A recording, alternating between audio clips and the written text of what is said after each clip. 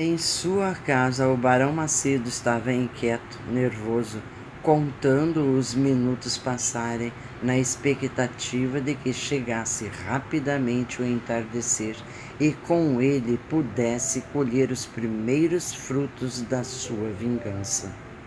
Durante todo o dia, Dona Margarida, sua esposa, o percebera expectante e irritado. Olhava as horas a cada instante. Andava pela casa sem sossego, não tinha conhecimento dos problemas que motivassem aquele comportamento e, em razão disso, a sua preocupação era justa. Ela desconhecia a trama urdida pelo barão e a marcha dos acontecimentos.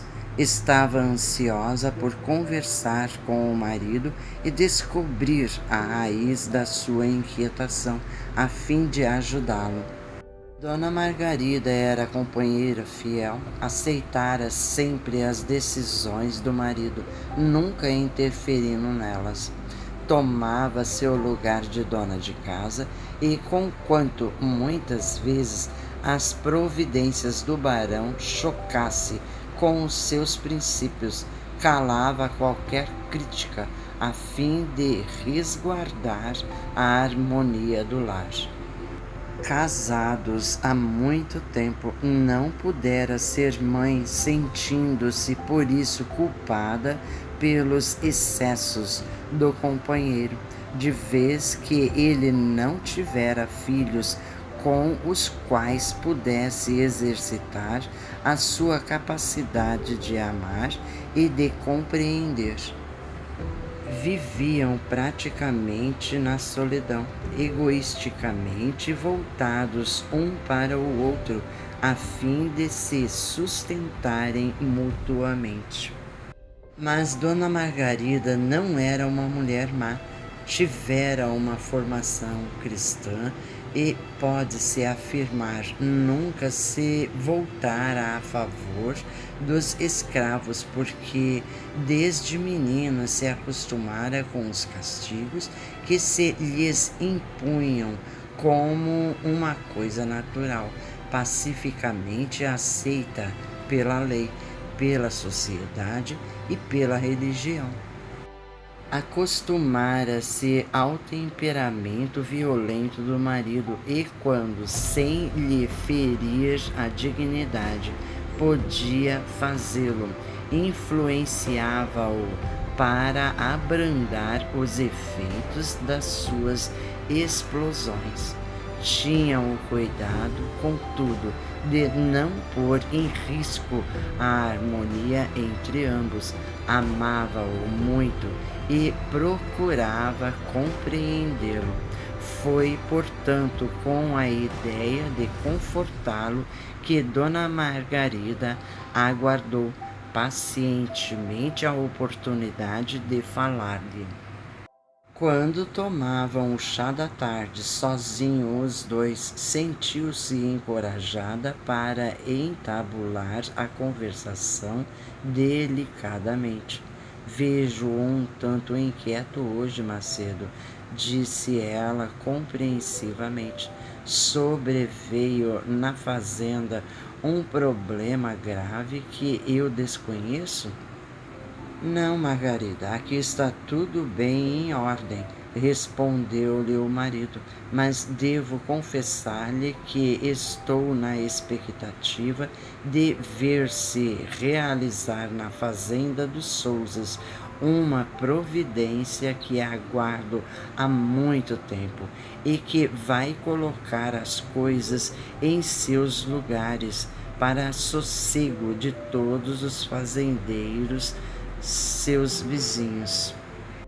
E o que de extraordinário vai acontecer com os Sousas? Perguntou Dona Margarida mansamente, conquanto desde logo pudesse imaginar que se tratava de assunto ligado aos cativos.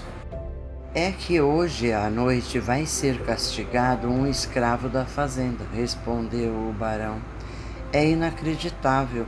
E o que teria feito de tão grave esse escravo para quebrar uma linha de conduta que os Souzas sempre mantiveram, embora o prejuízo social que lhes ocasionasse?